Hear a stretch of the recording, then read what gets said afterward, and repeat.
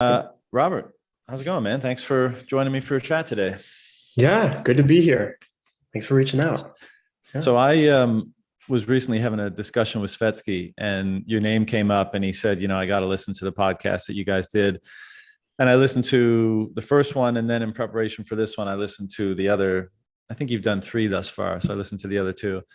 And basically, I just found it to be a very interesting story. I was intrigued by some of the topics that you guys touched on, and kind of wanted to expand on some of them further. So I thought, why don't we have a discussion and chat about some of it? Let's do it. What came to mind as you heard some of the topics we covered on the podcast? Well, I mean, go for anywhere. starters, you've got a very interesting backstory or life story, and with challenges and unique circumstances, and that often leads to interesting takes on all the other things that all of us confront in our life, and questions around value and beauty and morality, and all these different philosophical notions which you guys touched on in your discussion. So I didn't have a particular well, I had a few things I wanted to touch, but maybe first, one of the things that I don't think you guys discussed, or maybe I missed it, but what is your Bitcoin rabbit hole story, as it were? That might be a good jumping off point for context here. Yeah, so that's actually a funny story. I really learned about Bitcoin for the very first time in about 2011, when a friend told me that there was no chance Bitcoin would ever become anything. Biggest mistake of both our lives, obviously. I didn't really think about it much until things, the serious bull market in 2017, right? 2013 was somewhat muted. So 2017 was the big deal. I was not really sure of Bitcoin then. So I was looking at other cryptocurrencies. I got wrecked, of course. And then in 2018, I met Robert Breedlove at a conference, and we had a great connecting moment. And he told me that he was orange pilled. So we talked about Bitcoin, and that was when it really started to dawn on me. And then very slowly over time, it really clicked into place. So what conference was that? That was Summit. I owe them a lot, actually, but it's the Summit conference. What's that? Yeah, they just gather a whole bunch of people that they decide are. I guess they're looking for, they look for a group of interesting people, and they could be everybody. So Esther Perel was there. The founder of Blue Bottle was there. So, they were like, everybody was there, right? Little guys, big guys, they were all in the same place, and it was just a party. So at one point they did a cruise, and then everyone complained about, I don't know, the carbon emissions of a cruise line or something. So then they moved it to LA. And that was, yeah. And then that was a big deal until COVID. And then I haven't heard much from Summit since COVID. So I think that really shifted a lot of people's, propensity or, tendency to go to bougie conferences, Right. So we're all at this bougie conference with like net zero breakfasts. That was it. But it was, it was a really fun time. They did some cool, not just activities, but there were very, I got a lot out of the spontaneous meetings with people. So it was less and I think this is a general thing that I've noticed at a conference is I try never to go to the lectures and the talks, right? I avoid them generally. I go to maybe one or two. If my friends are there, I'll go. And then other than that, it's just spontaneous interactions, which have always been very rewarding for me. So that was what happened. And so you didn't know each other. You bumped into each other randomly, started talking about Bitcoin, and Robert laid some of his philosophizing on you. It's different, actually. No, this is what happened. We had an activity, and it was the name slips my mind now, but basically it was that one of you sits in the middle, and then two of you speak into that person's ear, like each ear of that person, and you guys just say like whatever spontaneously comes to mind. So it usually comes out to be good things, like you're going to do great things, or, these are the impressions I have of you. And then I'll actually never forget this. Robert said some really touching stuff. I mean, I was really moved by it. He was like, I think he said, motherfucker, you are going to be a star. Like, you slay, you are going to kill it. He didn't even know who I was. And so we all kind of went through the rounds on that. And then I went up to him after and I was like, oh, dude, you said some of the kindest things, I've ever heard in my life. He was like, oh, ditto, so we just started talking. So then eventually we got into that. So that was, that's the story. That's how that played out. Yeah. Yeah. And then since that time, it's just been a furthering down the rabbit hole, I'm guessing. Yeah. Slowly but surely. Right. And you're doing you're contributing in some way to remind me of the name of the organization, sort of policy. There are two things I do. And then I preface this with essentially everything I do in a way is education. I've always done, in some sense, education. So there are two: the Bitcoin Today Coalition, which advocates for Bitcoin mostly on the federal level, but also on the state level with legislators and regulators about the virtues of Bitcoin and why geopolitically the United States needs to be on that sooner rather than later. And then the other is My First Bitcoin, which is an education, basically, in a sense, the same thing, an advocacy organization, but they educate students in El Salvador, so K through 12 students. And for now, it's high school students, eventually K through 12, right? But they created, or I guess I helped create the curriculum, but we created the first high school certification program for Bitcoin that was mandated in a public high school in the world. So it's expanding to multiple schools now. There are other states in the United States that are interested. It's a very exciting time. That curriculum is actually in demand by other, people just want to be able to use it in their classrooms. So it's sort of, this is how I tackle it, or how I talk about it. Politically, we're attacking things politically from the top, and then we're attacking things educationally from the bottom. So advocacy has to go both ways. And eventually, you have a fully, if Bitcoin is a mind virus of sorts, you want that in as many heads as possible, as quickly as possible. Yeah. So the ones with, just the ones with disproportionate power to make that virus spread, right? That contagion spread, who are the politicians and regulators, and then the people who are themselves the people we want to convert, as it were. So those are the people at the bottom of this poll, as it were, youth, who aren't essentially voters yet. That's so awesome. Some of the guys involved with that initiative in El Salvador were in touch with me and telling me about it, and it's so awesome. And then I saw a few weeks ago that a bunch of Bitcoiners went down to basically be part of the examination process for the initial cohort, and they're like, making sure that they can use wallets and back them up and restore them and all that kind of stuff. And it was just super awesome to see. And I guess it went fairly well, and they're going to be doing more of it. So, I love that initiative. What's your, do you have a day job at the moment, or? Yeah. So basically, when I was young, I built an interpreting services company for the deaf and hard of hearing. It's a family company, and it's still around. So I sometimes fly out to the Middle East. We'll just say the Middle East, and I work there for, just to make sure that there's interpreting services out there. So I do that, and then I also spend a lot of time writing. It's a joy. Yeah, it's a joy. Awesome. Yeah, I've read some of your stuff. What's the name of your blog again? You actually, yeah. I haven't touched that in a while, but it was called Inorganic Thoughts. That's right. Right.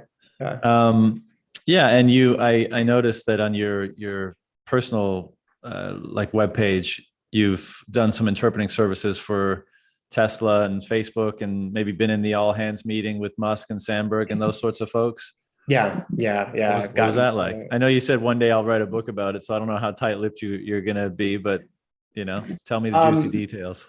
Yeah. I guess I'll say this. It's I think being next to them, or being among sort of the tech superstars, everybody wants to be around them. I find them, frankly, in a way, less interesting than, at least, because I'm always dealing with their public face, right? It's not like I'm in a one-on-one with Elon, but I think it's less interesting than being in juvenile hall for 14 and a half hours, right? It just is. I mean, there's something about the experience of sitting there in a cinder block space, like no greenery from morning to evening, and then watching people eat like,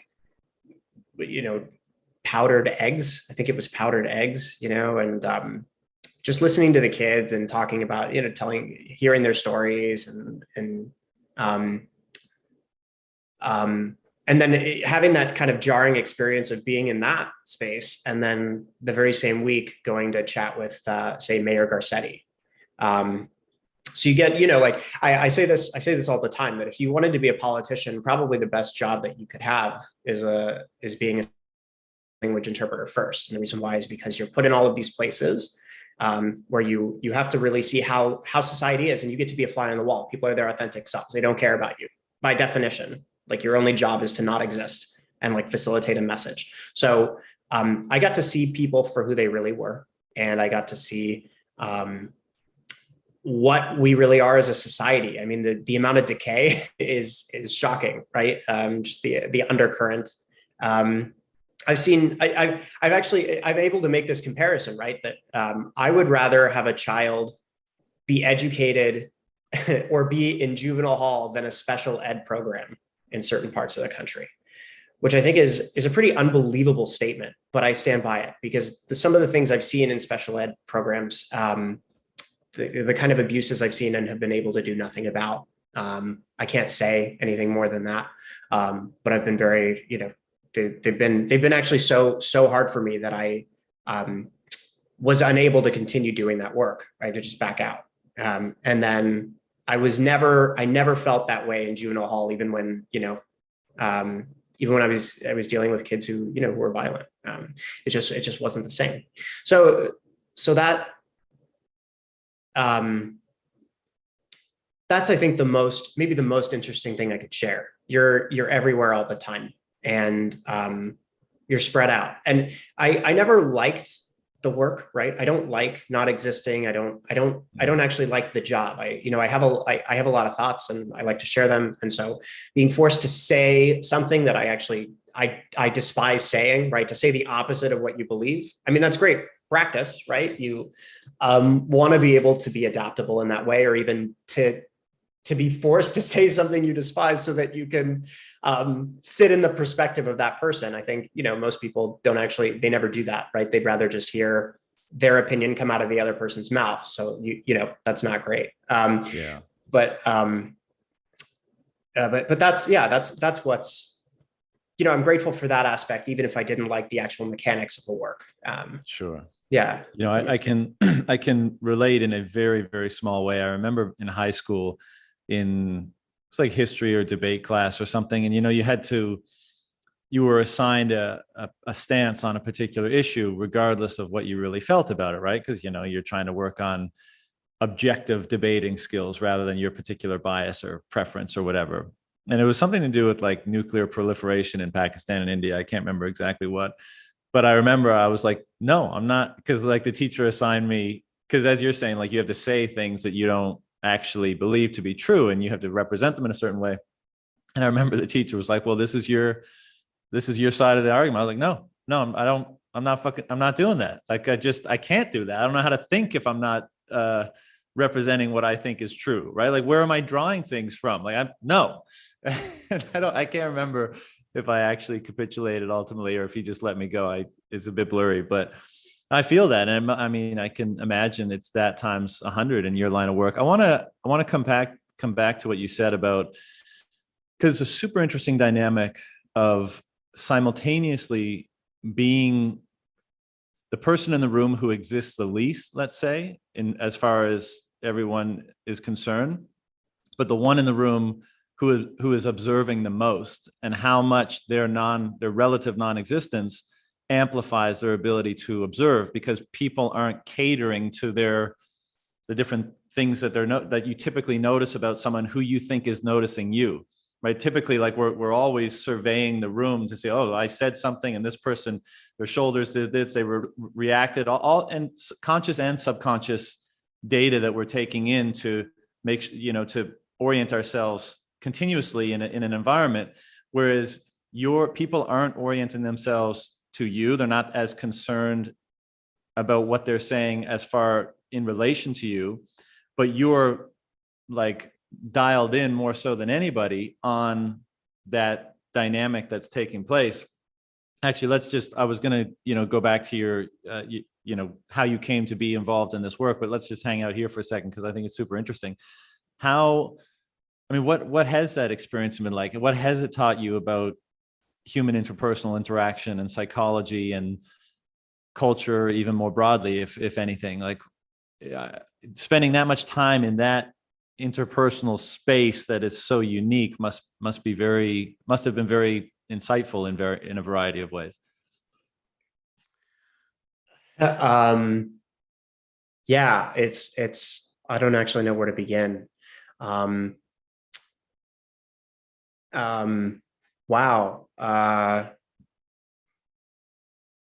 I'm going to try to dial in the question. I guess there are a couple things that I've walked out with, which is that people, we've become so over specialized, and we've become so over specialized that we no longer believe that somebody in a role that's not designated has anything useful to say. That's number one. So nobody ever asks the janitor for his opinion, but it may very well be that he has something extraordinarily insightful to say, even if he's not quite sure how to say it. Mm-hmm. So I think what I've seen actually the most is relatively mediocre leadership. I think that's maybe the fairest thing to say, because leaders are able to see diamonds anywhere. They're able to figure something out anywhere. And I'm not talking about me. I mean, there were many times where I walked into a room and I had no idea what the hell was going on. So you shouldn't ask me anything, right? But there were times where I thought, just looking at this, I was like, the quiet person there seems to have a lot to say, but they're not saying it. And they're not saying it maybe because the dynamic here isn't quite right, or the atmosphere isn't quite right, or maybe they've got something else on their mind and somebody else needs to provoke them into speaking, or coax it out of them. So we actually have a very ineffective, in general, just the bar for conversation is very low. The bar for thought is very low. The bar for persuasion is very low. The bar for recognition of what others are feeling is very low. And that's in a time when everybody is talking about, just these words like empathy, feel what you're really feeling, and so on. And I've never liked any of that.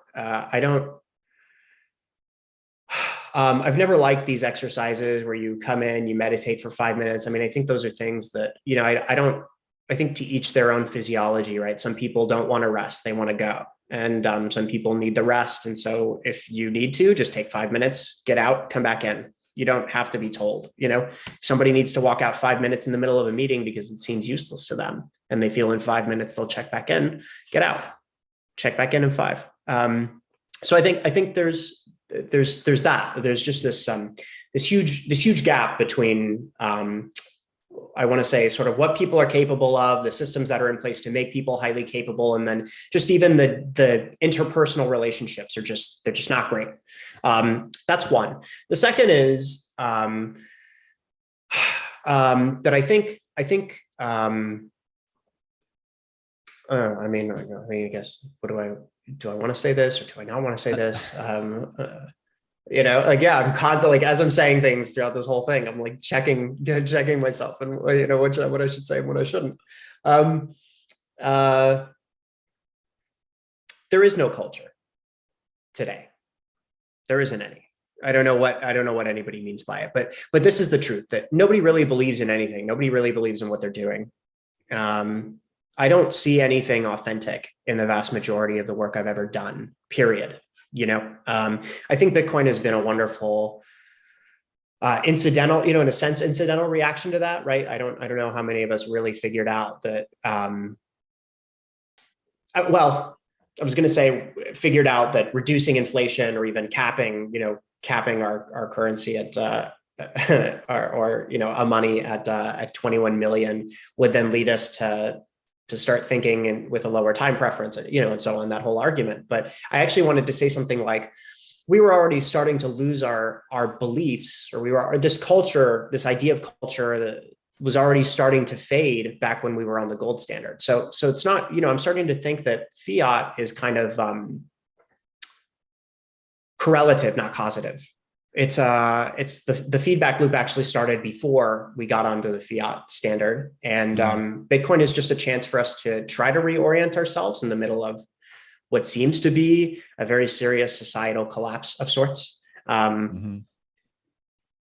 I guess I'll stop there. I don't know.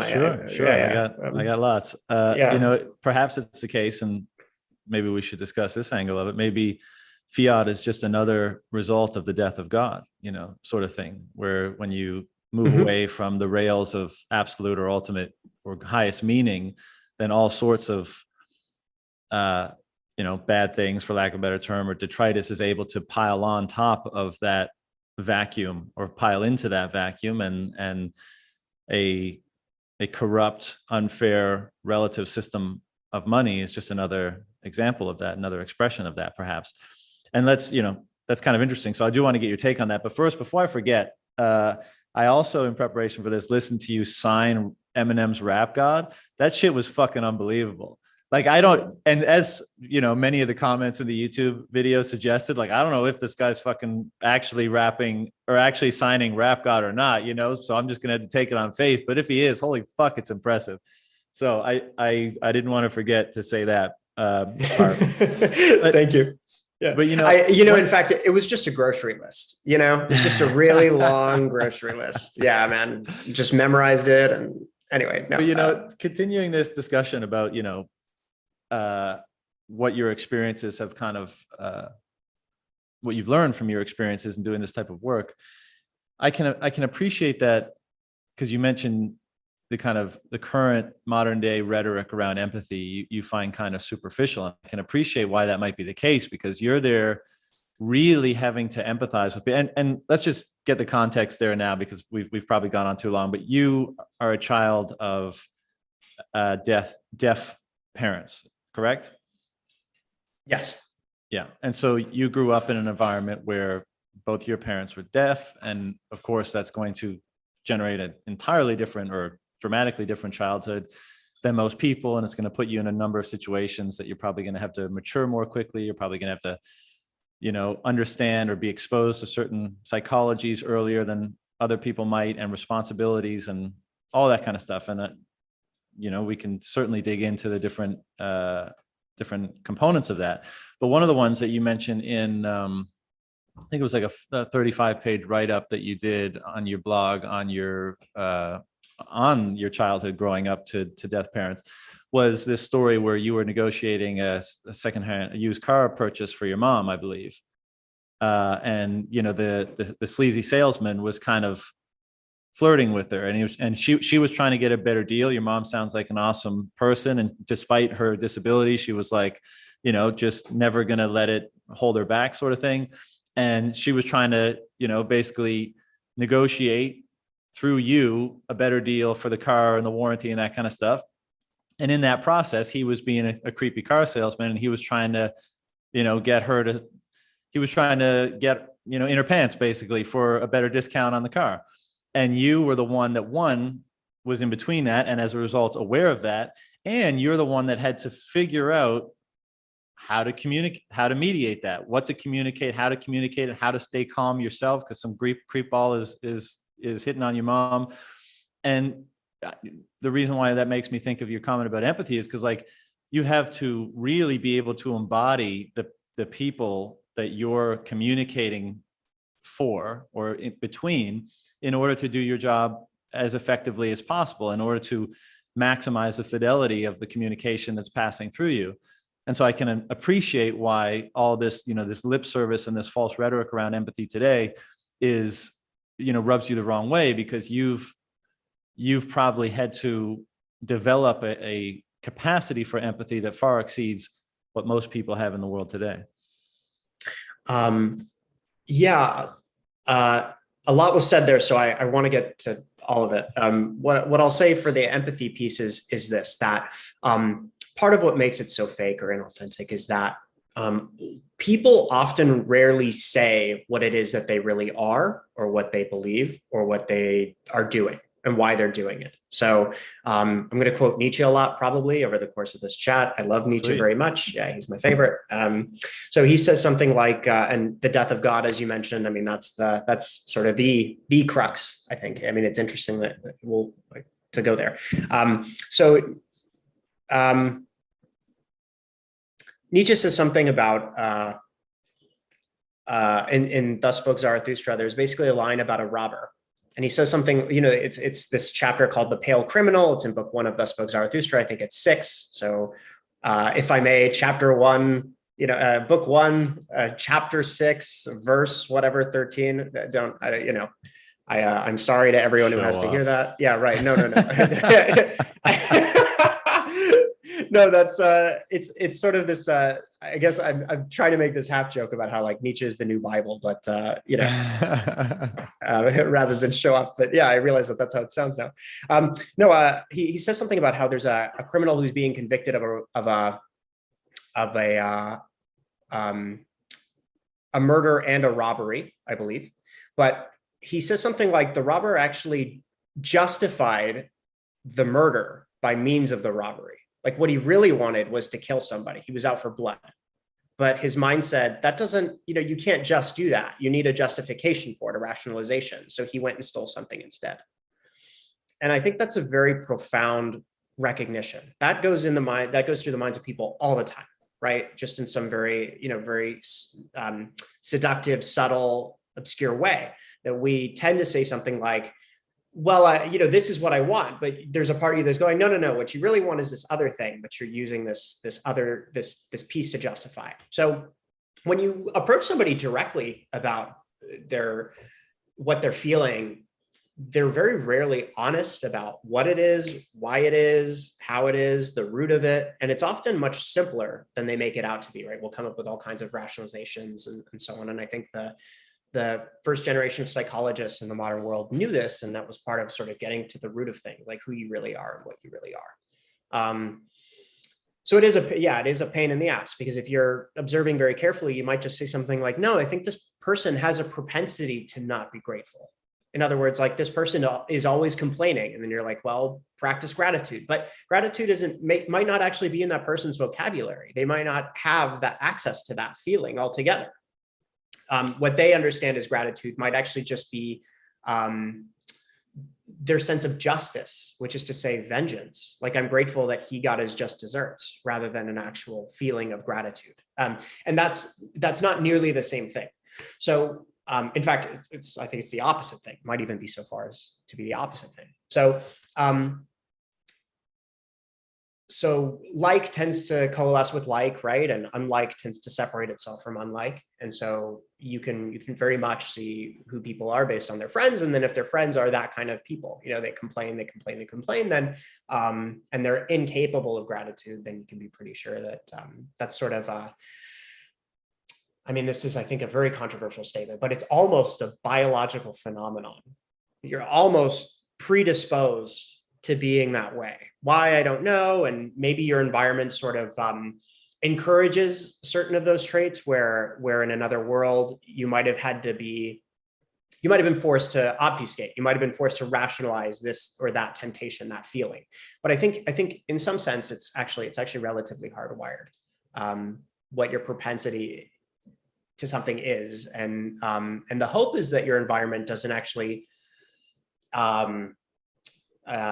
turn you back into yourself and create ill will towards your tendencies, right? So if you're a really sweet person, but the world keeps telling you to despise that instinct, then you're going to end up destroying yourself, right? You're going to end up having that kind of ill will. So you hope that the environment, the culture, is one that perpetuates sort of the very best of us, the very best tendencies, and those who might be predisposed or even inclined towards sort of go that way. Anyway, that's a whole other subject, but just Well, it's a to, good one. We'll come back to it because you've made a comment saying there is no culture, right? There's no authenticity. And if we're saying that it's important that the culture reinforces a proper approach to oneself and a proper understanding of oneself and therefore others, then it's very much important that, or it's very relevant and significant that your opinion is that culture is basically, well, degrading or non-existent or inauthentic. But keep going with yes. your train of thought and we'll come back to that. That's it. Well, and that's right. That's one threat. So in order to make sense of that, we actually have to go back to something you said earlier, which is the death of God. And then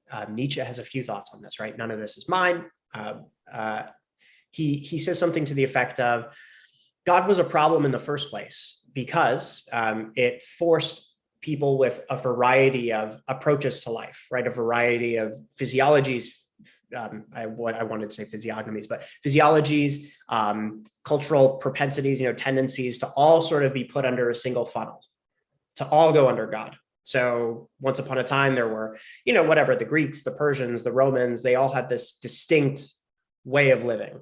And then eventually Christianity just kind of took over like a giant bubble and turned everyone into sort of a mold, like an identical kind of mold, more or less. Like they were all sort of stamped into place. And this is, by the way, for me, no condemnation of Christianity whatsoever, or modern Christians whatsoever.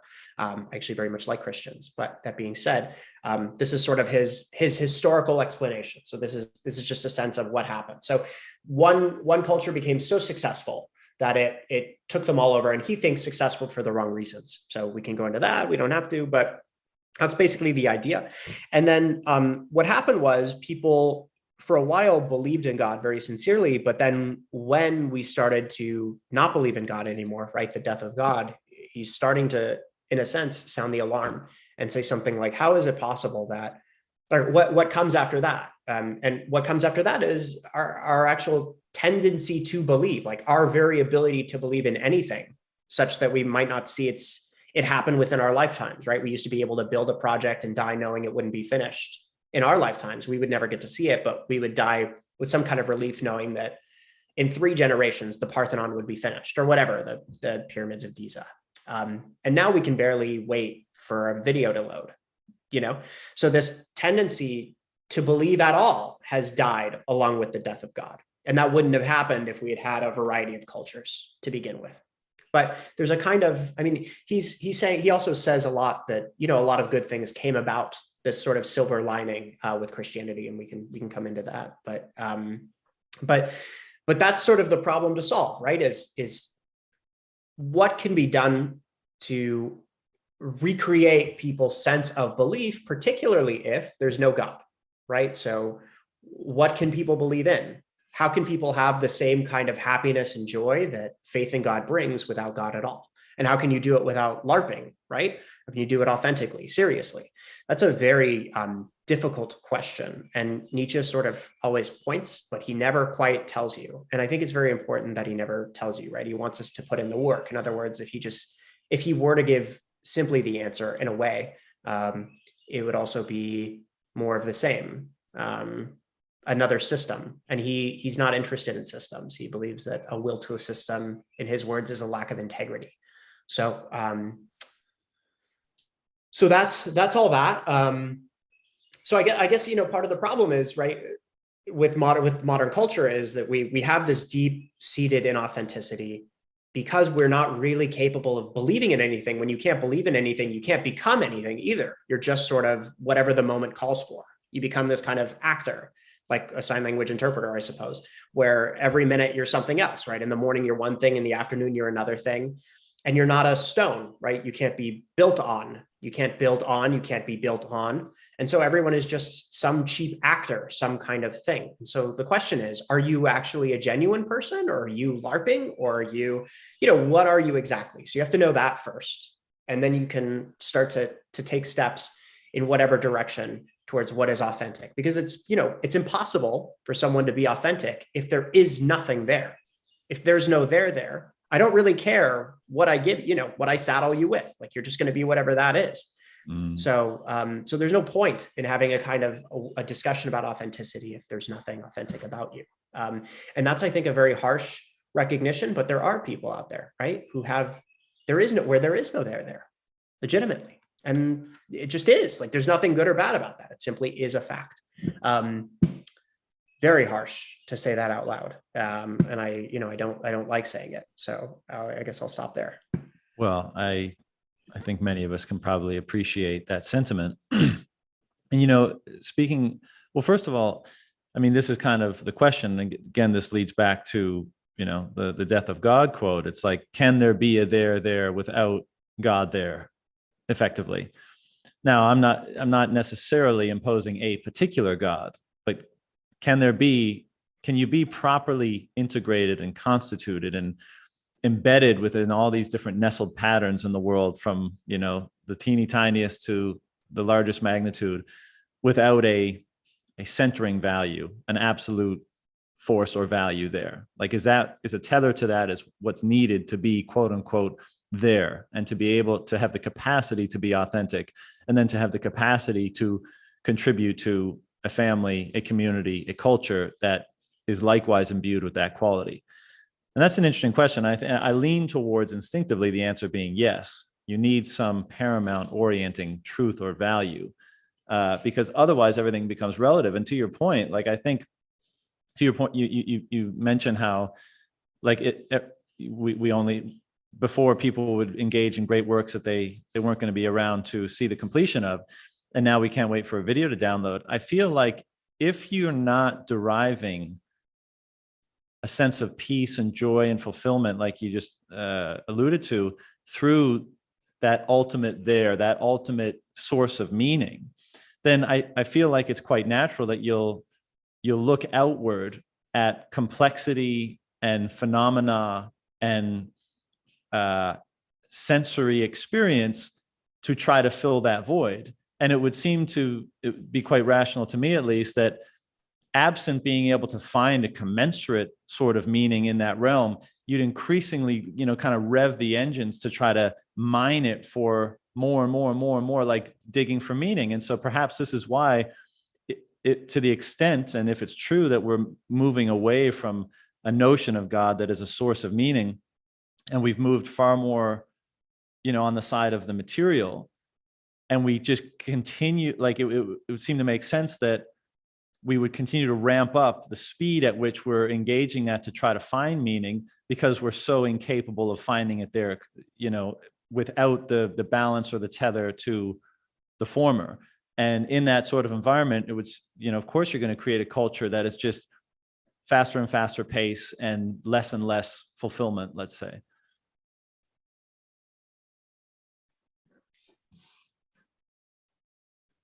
There's, if you don't have anything immediate to that, there was a few other things that I was going to comment on. One, you know, I feel like, first of all, I feel like your particular job, and no disrespect here, but I could see how it could become somewhat maddening, being in that box all by yourself and taking in all that data and having to find the middle ground. Like, it kind of makes me think of this isn't the maddening part, but it kind of makes me think of like a nature observer or documentary filmmaker, in a way. Like, you don't, because you might be interpreting for someone, you might, like, first of all, I can see who this person really is. I can see what they really mean. I know better how to communicate what they're trying to communicate, but that wouldn't be representing them the way that I'm supposed to be representing them. So I have to say it the way that they're intending to say it, not the way that I think, or I'm almost sure, would generate a better outcome. Now, sometimes, you know, maybe you have different, depending on the context, you can have a bit more wiggle room, but like, it must be so weird to have to restrain. And there's a morality even here. It's like, should I not, I don't know, save the rabbit from the wolf, for example? Or should I not save this dialogue from degrading into an argument when I could easily mediate it towards a better outcome? You know, why shouldn't I do that? And just, I'm presuming it's the case that you don't do that most of the time, because you don't want to interfere with whatever dynamic is happening in between two communicating parties and what they're intending to communicate, and impose your own supposed more beneficial outcome upon the situation or the context. And I all that taken together, like we were saying before, I think that would rapidly develop a very high degree of empathy and understanding and psychological understanding and all that kind of stuff. But I could see it being like a prison at the same time, because it's almost like you have this enormous capacity. You develop this enormous capacity as a result of this work, and you're forced to stay inside this little box. I guess, the genie in a bottle metaphor is somewhat applicable here. Yeah, I really like the metaphor. You've said it. More or less, we say what needs to be said. What is said. I said needs to be said. So I guess there are times when we say not necessarily what they literally say, but what they mean to say. And that's it's actually a very dangerous distinction, right? Because what do they mean to say? And are you sure they mean what they mean to say, right? You start to get into epistemology there. How do you know that you know what they know, right? And so on. And I guess there's a phenomenon that I've found myself able to do after doing this, for so long. Even now, sometimes my mom will ask me to, interpret for her, for example. I've noticed that I'm able to finish her sentences before she does. Sure. There's very interesting, even with people I've only just met, like the conversation happens so often that I've turned into like Google, like you're able to actually predict the sentence in the email. And so I guess, this is a very terrible response to an epistemological concern, but it's something like, if you make epistemology a question of probability, you're probably going to be right. And you have a decent, I hate to do this, but a decent predictive algorithm. God, remind me to get away from the moderns for a bit. But if you have a decent predictive algorithm, you can actually guess at what is being said or what should happen in this conversation most of the time. And I think that, for lack of a better word, that phrase, that algorithm is called instinct. And that instinct is not just in the brain, but throughout the body. And I think we say our gut for a reason, right? There are neurons in the gut, and it seems to be very well placed, that metaphor. So I think so much of what I do and what I think other good sign language interpreters will do is largely based on that. They will adjust the message only according to more or less what the parties mean to say, and sometimes don't totally say. And that's in order to keep the conversation at a certain liveliness. Like, I don't have a better word. Basically, I have this theory, right? That there's you, there's the person you're talking to, and there's the conversation between you. And that conversation is itself a third entity. And so you have to, if you're the interpreter, what you are, quite literally, you're not just the two people, but you're the third person, you're the third thing in the room, you're the conversation. So there are actually four entities in the room at any given time. So when two people are speaking, there are three nodes. When there are three people in the room, there are going to be, if they're all having one conversation, there are four, right? So something like that. So basically, the conversation becomes something that you want to keep at a certain level of vitality. It has pauses like breaths, right? It has moments where there's something spoken, like an exhale, and then you want the pacing of that to be in a sort of like a sine curve, right? You want it to be very, very beautiful, like very flowing. And so you as the interpreter are almost occupied with the life of the conversation. I think that's sort of where the art comes in. And then incidentally, very strangely, what happens is when you focus so much on the conversation and less on the two people actually walk out better. They do better. Things just work out better between them. I know that sounds very strange, but but yeah, it's never saying what they're not saying. It's never saying what they don't mean to say. And it's never inserting yourself into it.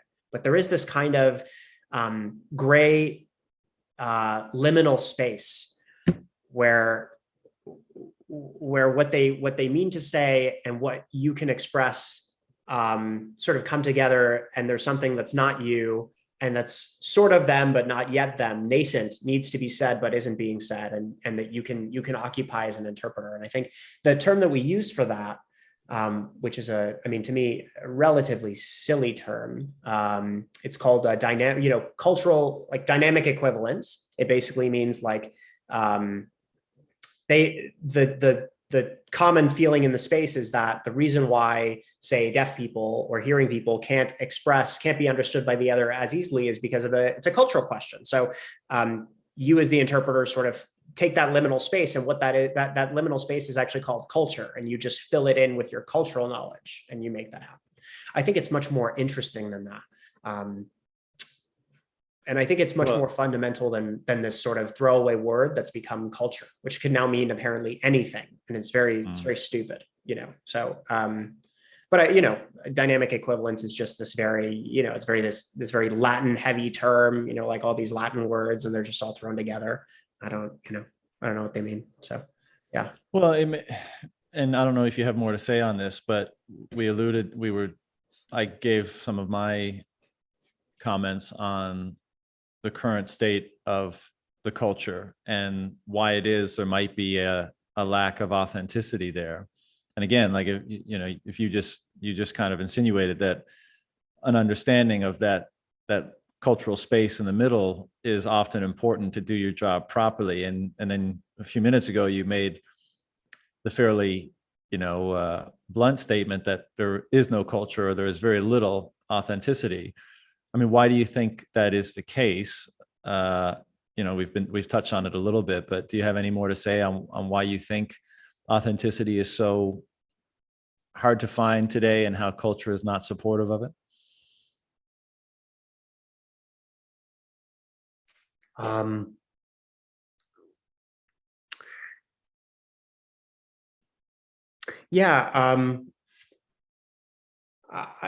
sort of trying to get at what that is. Like in order to answer that question, in some sense, you also have to ask sort of, what is a civilization?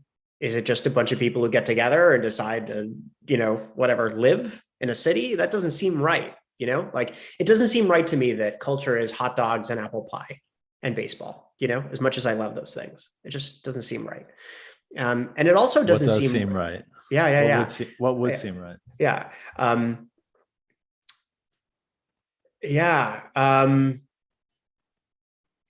Shakespeare seems right. Why? Yeah. I mean, this is the question. How do you know greatness when you see it? Like, how do you know culture when you see it? I think culture is ultimately an amalgamation, a combination of things that induce us to reach into ourselves and above ourselves, such that without it, we would never be anything but blob. We would never be anything but, we would never be anything, period. And I think that's it. I think, so then I guess it's something like, okay, so into yourself and above yourself in what ways, right? That's an even harder question. And then you say something like, well, there is no one way.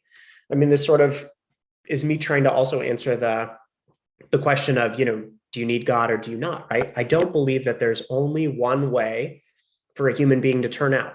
I don't believe that, while all trees, I would like to believe, more or less go upwards, I don't believe that there's only one solution for one tree, right? Different trees, different climates, different fruits, different wildlife, different ecosystem. I think it's sort of rough analogy. I think it's relatively similar for human beings. And we sort of are an outgrowth of that. And so they all need the sun, though. Do they? I mean, we could be subterranean. It would be no life if we were, it would be nothing good. So I think you're right. Yeah, I think you're right. I like that. I mean, I like that, one star, as it were, like one main star. Well, and Yeah. to carry over the analogy or the metaphor in the human domain, the sun has so often been the representation of God, the highest value, what have you, throughout pretty much every culture there's ever been. And so, it's a very difficult question to ask, what is culture and what is civilization? But I would think that it's the net manifestation of every person acting out their values. And so then if we're going to compare them in a certain way, it's like, well, if we're going to compare one culture versus another, perhaps we are able to tease out what the values are that are driving the culture as a result of the actions that are being fostered or facilitated or reinforced there. Mm-hmm. And then I think then the question becomes, well, if that is the case, what values are the best to be oriented by such that they manifest in the world, and that their manifestation brings about the best, quote unquote, whatever that might mean, possible culture or individual and interpersonal experience of oneself and one another. And those are big, important questions. Yeah. I mean, do you believe the Japanese and the French are better or worse than each other, than the other? Like, would you put them in a hierarchy of sorts? Because I couldn't. And I mean, I guess that's what I mean, right? Like, the Japanese are totally incommensurable in a way with the French, right? Just everything about the other.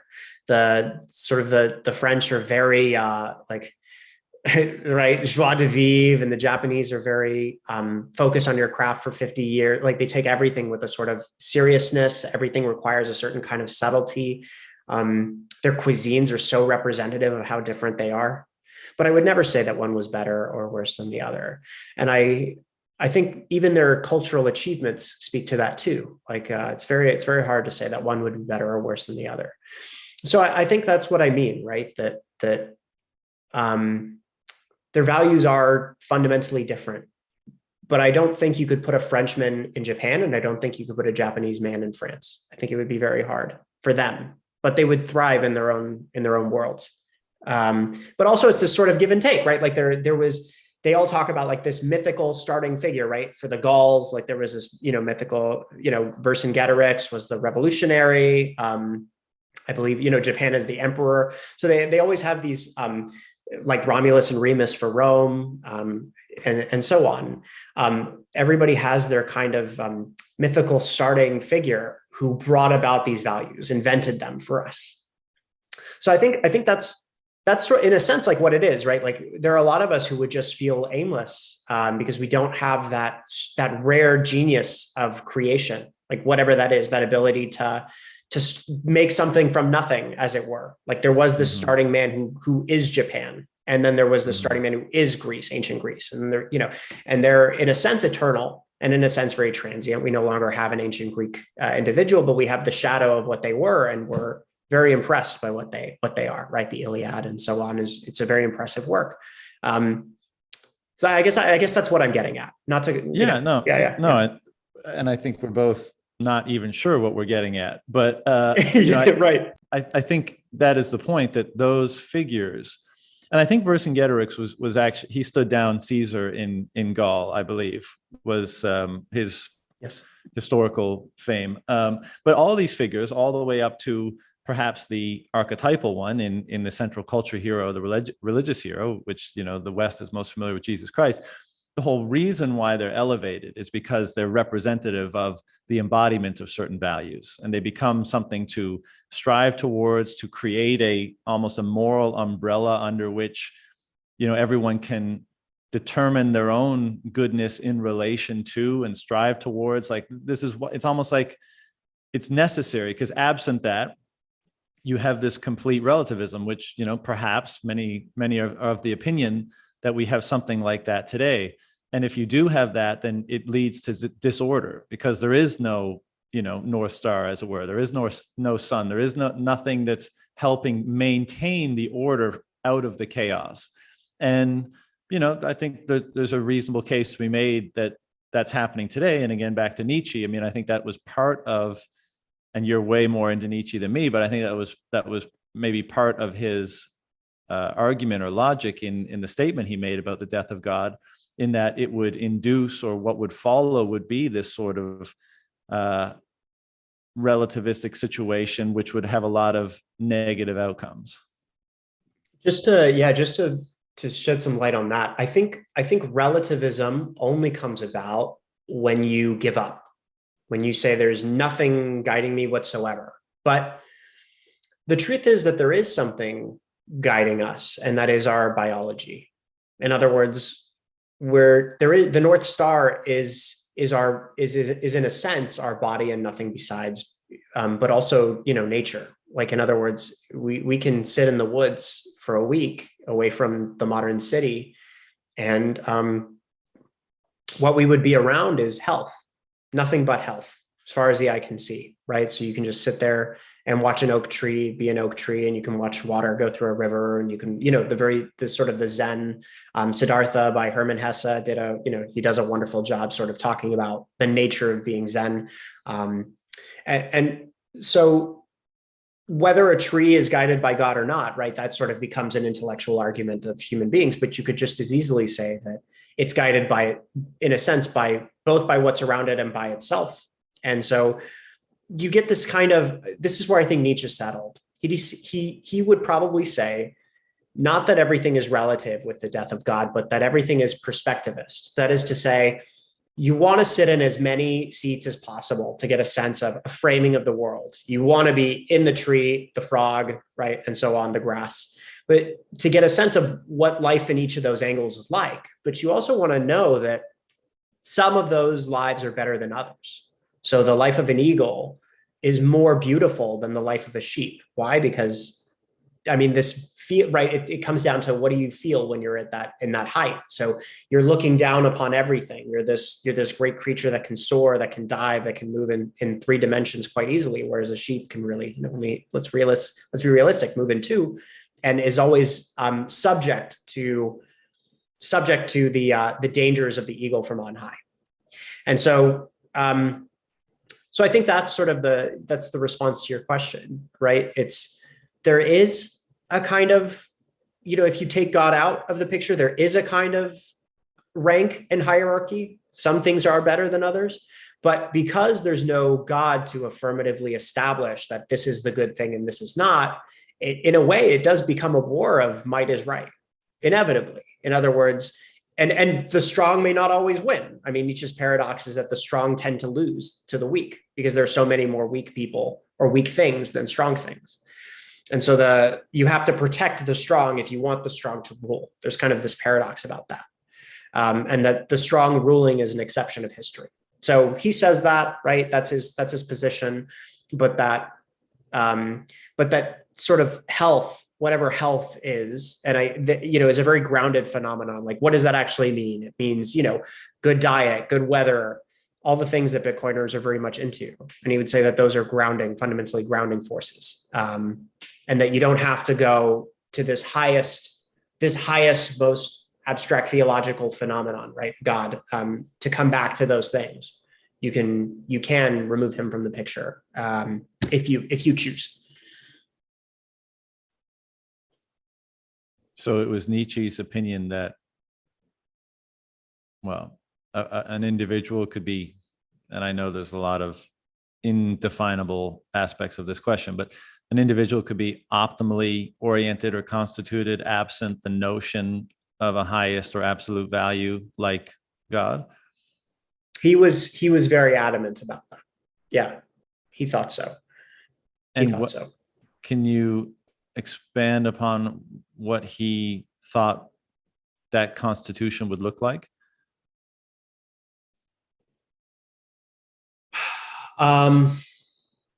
And if you can't, that's fine, but I'm just curious if you can. Yeah, in a way I can.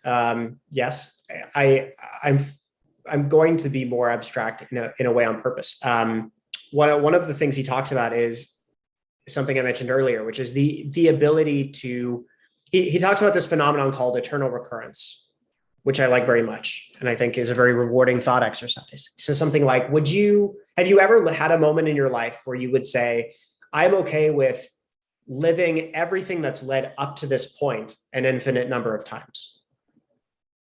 And if your answer is no, well, that's no. And if your answer is yes, then you have this sense that you're able to I guess he considers it the heaviest question, right? This idea that no matter what you do, you're going to have to live whatever life you're living an infinite number of times. Like, can you build enough joy to live exactly as you've lived without any regret or shame? And so I guess it seems to me that he thinks the most incredible human being would be someone who's capable of doing that. Someone who can say at every moment of his life that, yes, I would live this and every moment that's led up to it an infinite number of times, like true amor fati, right? True love of fate, or true willingness to go with fate, and like a true eternal recurrence. And that's, yeah, I think that's where he ends. I think that's where he ends up. Yeah. And why does he think, or how does he presume that such a judgment can even be made without the notion of a highest value, let's say? Like, is he trying to get rid of the notion of God because he believes it has too many deleterious consequences, for example? Or does he just think it's the natural progression of human consciousness to wind up there, or what? I think he just saw the situation. I think he said, like, regardless of my role, this is where we're going. There's just nothing I can do about that. So he believes that people don't truly believe anymore. That's it. And so he had a kind of urgency, and he had to find another solution. And I think there's something to that in the sense that people today, right, a very common thing people say is, I'm not religious, but I'm spiritual. I just, I think there's a God out there somewhere in the ether. And Christians, 500 years ago would be revolted at that. They would say, well, what do you mean? Because that's impossible. In other words, like, either you believe in our Lord and Savior, Jesus Christ, or you don't. Like, there is no God without Jesus Christ. Like, God of what? Like, what God? By what rule? Like, is that just an excuse for you to do whatever you want? Because we have a Christian way of life. Like, you either live that or you're not a Christian. You're not a good Christian. Done. End of story. Right. Mm-hmm. And the Jews would have said the same thing, and the Muslims would have said the same thing. And they all would have understood that there are consequences to your actions. Like, you go to heaven, you go to hell, you go to Sheol, whatever it is. Like, Allah will strike you down. So it's, you can't just be like, well, I'm spiritual. Well, what the hell does that mean? It doesn't mean anything. It's empty. It's devoid of anything. So I think that's sort of what Nietzsche was pointing to. It's just this sort of grasping, desperately grasping at the edge of at the edge of a precipice. It's like, there's nothing behind wanting, just being spiritual, but the feeling of God, which is devoid of any actual meaningful way of life.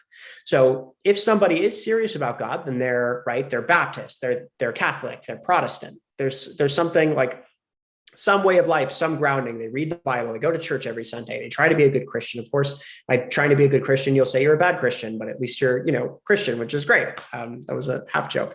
And so, like, you have to have that structure to talk about God in any meaningful way. Otherwise, we're not really talking about anything. So I think Nietzsche foresaw that and was very concerned about it. That's it.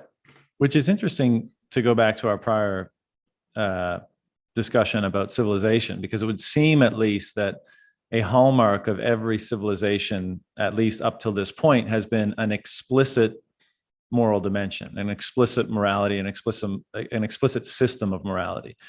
And what do you go into all these, well, any place really. It doesn't matter if it's ancient Egypt, ancient Peru, medieval Europe, wherever. The central point of the town, maybe not the geographic center, but like the conscious center, perhaps, is the place of worship, whatever that might be, a church, an altar, a pyramid, or this or that, or the other thing. And so, like, it's almost like, if we're talking about a definition of civilization, you need an explicit moral ethic, whether or not, so, and then that's a whole kettle of fish to discuss all the different components of that. But just to say that it seems like, is Nietzsche suggesting that, because when you bring up these people that say, like, I'm spiritual, but I'm not religious, maybe and maybe the biggest difference between someone, I shouldn't say this is too broad, because I think there's a lot of religious people that are religious they say they're religious, but their actions, I don't think, reflect what I would define as being religious. But just to say that at least in the religious set, if they truly are, there's a far more explicit, fleshed out morality versus, and this is probably part of their critique of the quote unquote spiritual. It's like, well, it's great to feel that there's something greater than yourself and that you can connect to it, and then the energy and the force and the ether and all that stuff. But what does it say explicitly, and how do you cohere, or how do you attempt to strive toward that? And it seems, if I'm hearing you correctly, it seems like Nietzsche did he not recognize that, or did he have some kind of answer to that question or that circumstance? He did. But his response was also something like, no more systems. So no more moral systems, no more moral codes. He does something very shocking, right? In that sense, like the answer is not another moral code, because we'll end up in the same place, or we might even be incapable of adapting to it today. So, he sees, what drink is that, by the way? It looks great. It's water. It's just, it's colored in I was going to say the color. Yeah. Well, water is great.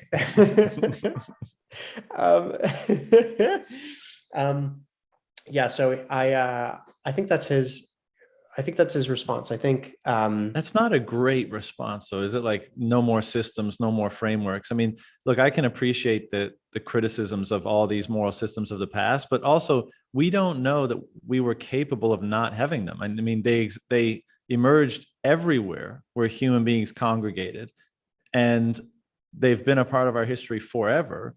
I mean, what if it's the case that absent those systems, as limiting and as abhorrent as they can sometimes devolve into, we could even come together at all as cooperating human beings, and so it seems somewhat presumptuous just to assume that no system is better than imperfect system.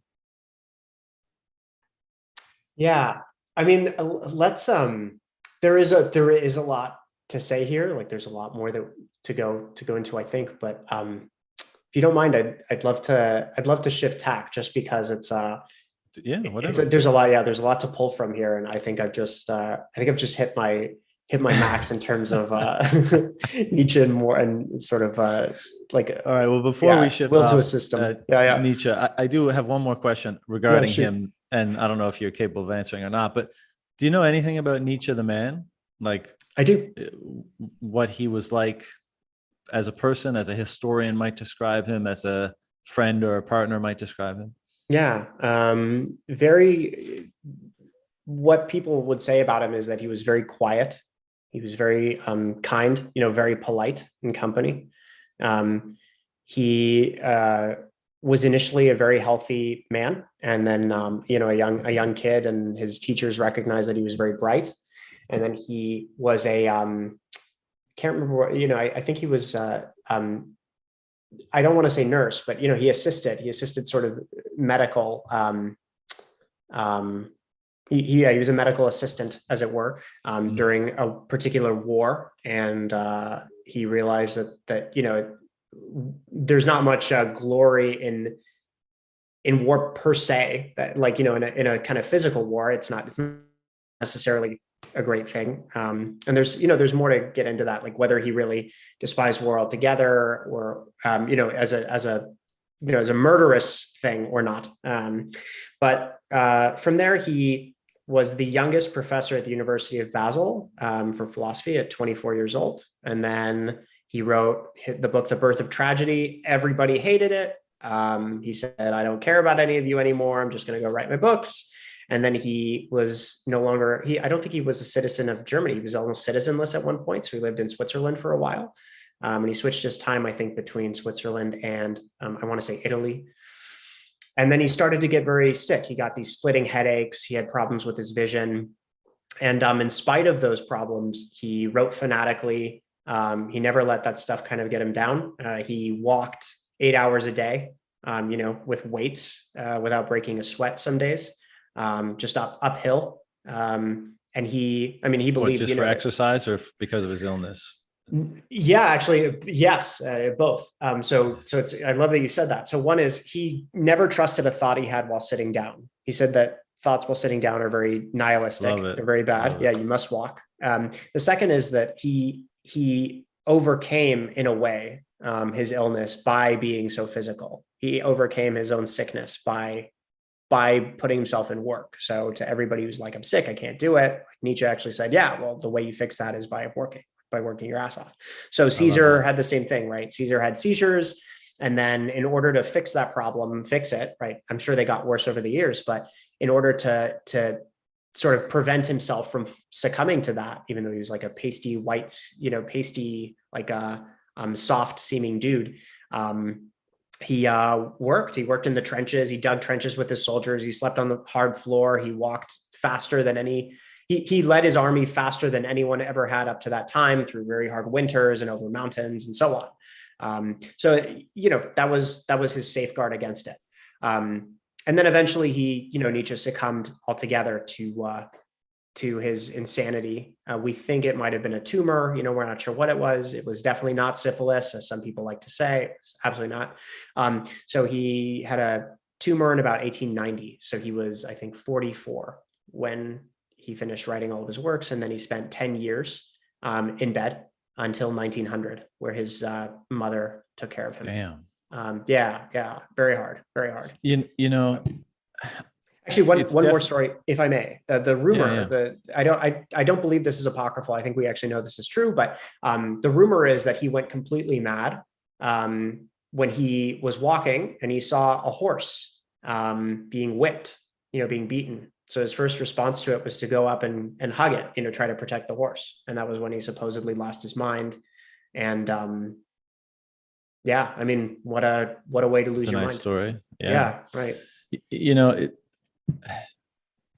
I've always felt that, well, first of all, that you live your philosophy. If you don't, how valid is it, right? If you just understand it in theory, then, but you don't live it, then there's something that's incongruent with that.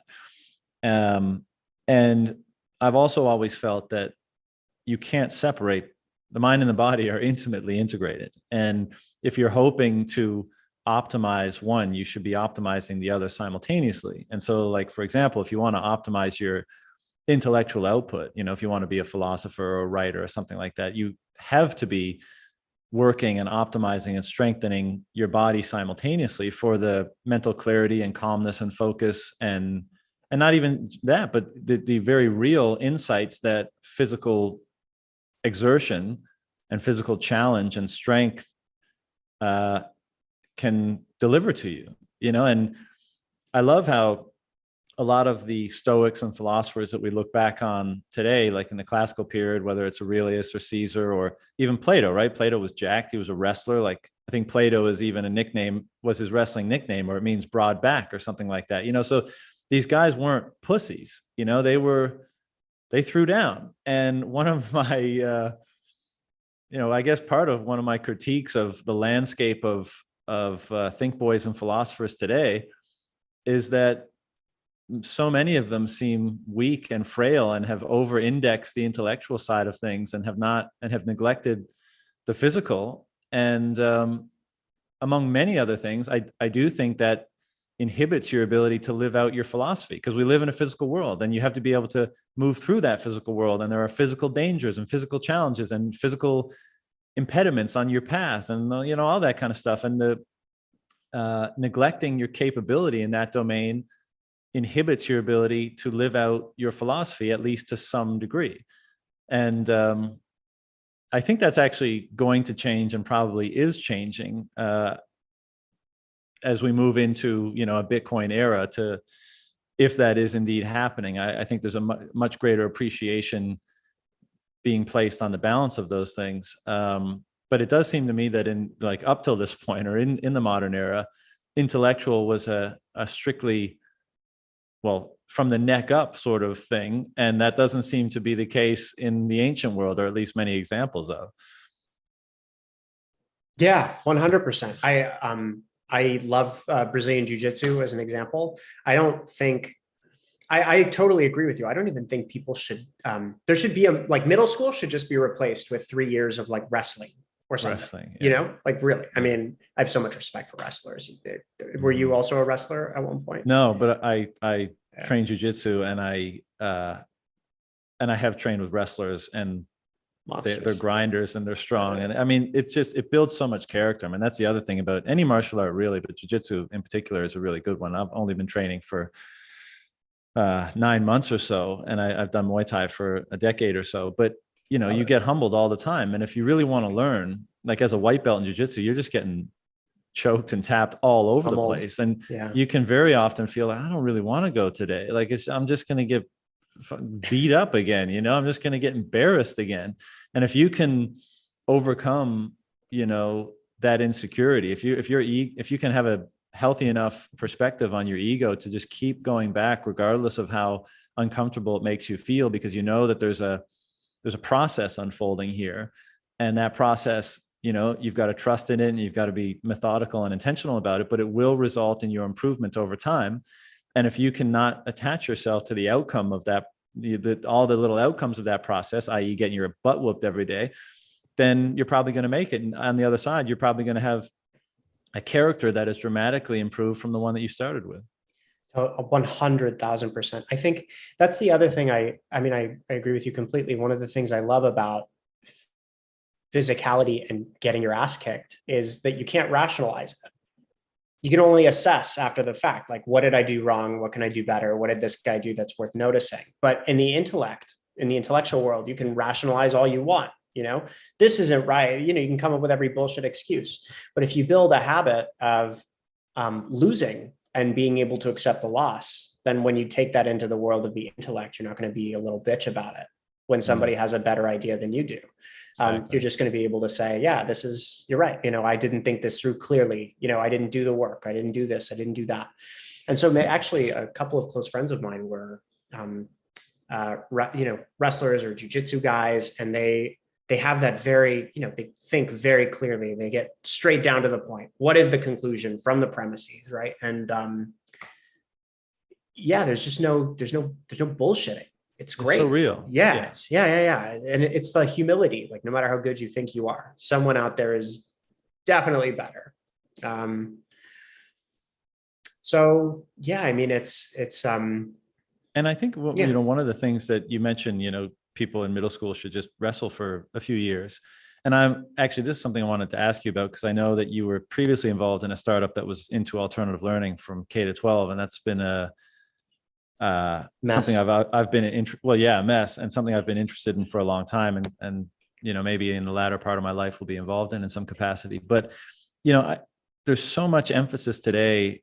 Well, I mean, we're so fucked today, but you know, you can't even be like, being strong is a pejorative today, you know, or being masculine is a pejorative, whether you're a man or a woman, I think, and more so for this term would be more applicable to men, but there's certainly a translation of it for women, is being formidable in every domain that you, at least in some baseline domains, and then in every domain that you think that you're interested in, curious about, or you want to excel in. Like, it's okay to be formidable physically, as well as formidable intellectually, as well as formidable as a member of a community, as well as formidable as a partner in a relationship. Like, why would you not want to be formidable? Why would you not want to be especially capable at the things, at applying yourself to the things that you deem to be most meaningful? It seems like totally, you know, rational to me. And as a part of that, you need to train to become formidable. And, you know, that might mean wrestling. That might mean public speaking. That might mean all sorts of different things to shore up those weaknesses that you might have in your attempts or on your journey to doing that. There are some people out there, I think, who simply do not have the will. Like here are my thoughts, right? So when you look at somebody's body, it's, as you said, like, you know, can you live out your philosophy or can you not? Like, are you, you know, and I think the most clear manifestation of a philosophy is the body that somebody walks around in every day. You know, are you jacked? Are you lean? You know, like, do you need steroids? Like, are you just, you know, do you need to puff yourself up over much? Yeah. Oh yeah. Are you overweight, and why? And I think there are some people who simply are incapable of becoming strong and formidable. And from their weak position, they want all the benefits that strong people have, but they know they can't earn it, and they despise that. And I must emphasize this. I think Nietzsche is totally, this is Nietzsche again, but I think Nietzsche is totally right about that there are people who are simply that way, and they cannot be blamed for being the way they are. They simply are that way. That's not I would say that from the perspective of a strong person, that's bad. And that's right. It is bad. And our instinct should be, if we're strong people, our instinct should be not to be near them, right? Not to be near them, and even in a way to wage war against that kind of weakness and largesse. And if we want to say decadence, we can say decadence, collapse, whatever. But it must, either war is waged against it, or you avoid it completely. You seal yourself away from it. But there simply will be people in the midst of that who can't be other than they are, and what they are, no matter how much you try, is to be fundamentally opposed to the strong. Just by virtue of being who they are. And then there are some people who could go either way. And those are the people that I really care about, right? Those are the people that I want to direct, right? The people who have lost their way, but in their hearts really are, say, strong. Those are the people you want to adapt, help, bring into the fold. And the answer to that is, of course, the answer to that is being attacked all the time, but the answer is brotherhood, fraternity, right? Sisterhood, and so sorority, and not the kind that's in colleges today that's been totally damaged and devastated, but something with stakes in it, something that's real. So not these kind of, I've never liked them, these male therapy groups that run into the wilderness and, I don't know, streak for a weekend or something. I don't know what the hell they do, but just something more like, something genuine, like a project, or you guys all live together and you keep each other accountable, or, and like, there's a genuine brother. It's not just random people that all get together. Or, jujitsu is something more real, I would say, or Muay Thai is something more real. If we have to go down to task, what is it? Brass tacks. Yeah. Yeah, I think to play devil's advocate for our own, stance here, I think it's also important to allow for, those exceptional individual, I'm going to, this isn't the right way to put it probably, but like the savant prodigy nerd who just, has no physical capability whatsoever. Like, do you want to put them through the same mold as everyone else, or do you want to somehow allow their genius to flourish? And I would be on the side of the latter, which is why I'm such a critic of current educational systems, and why I think in the future we're going to have such better ones that will identify, talent and proclivity early, and then direct that in a way that's most likely to amplify it and to refine it and that kind of stuff. And even in that case, because formidable, I'm not just saying like everyone needs to be jacked, but an appreciation for, an appreciation for the struggle or the emphasis of strength in a variety of domains, right? At least, somehow. And look, maybe it's just a matter of early exposure to get a taste, and then you can be out. Like, I'm not trying to say everyone has to be the same and be put through the same mold here. I guess, we're both just kind of commenting on it. It seems like in our modern world, it's been so under indexed, the importance of that and how beneficial the proper approach to it can be.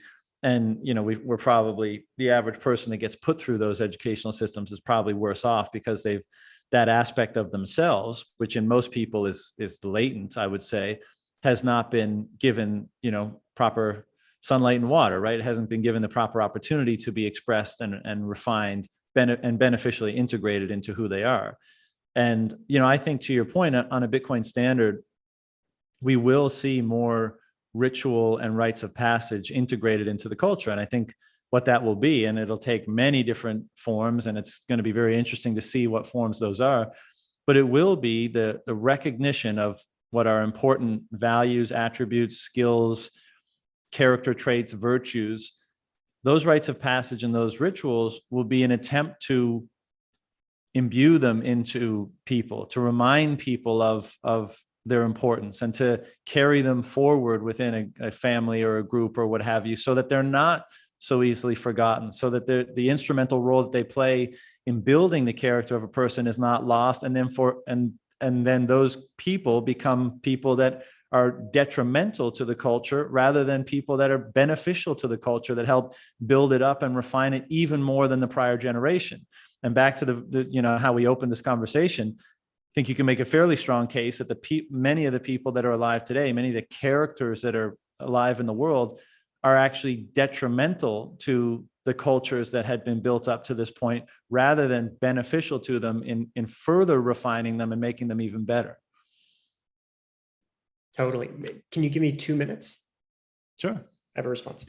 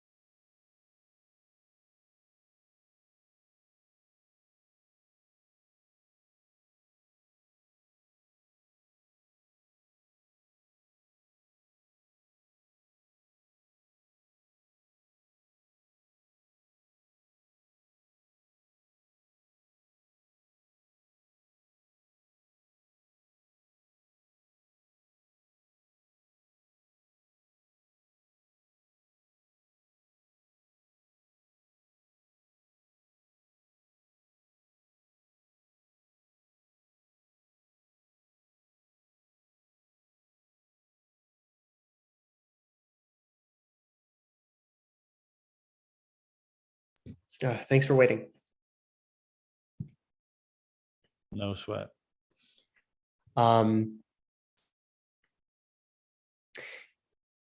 Yeah.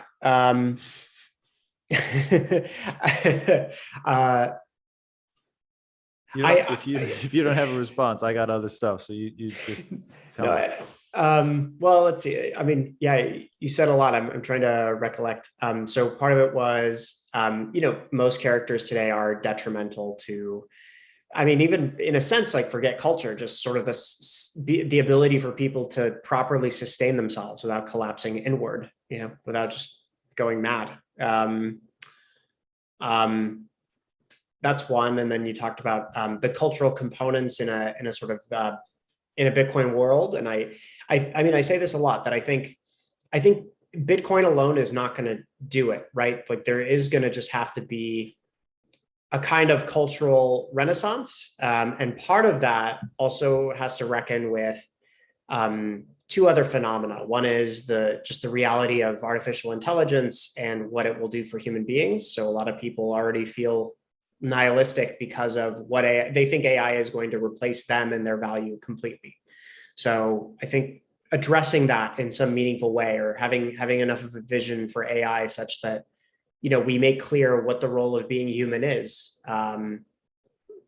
as you say, like a kind of North Star for human beings. And that in a way that breaks the need to be useful. Like, let's suppose AI does everything useful, so then you're useless. Well, if all your self-esteem is based in being useful, right, a sort of democratic orientation, I don't know if that will work, right? We're going to have to think of some other things.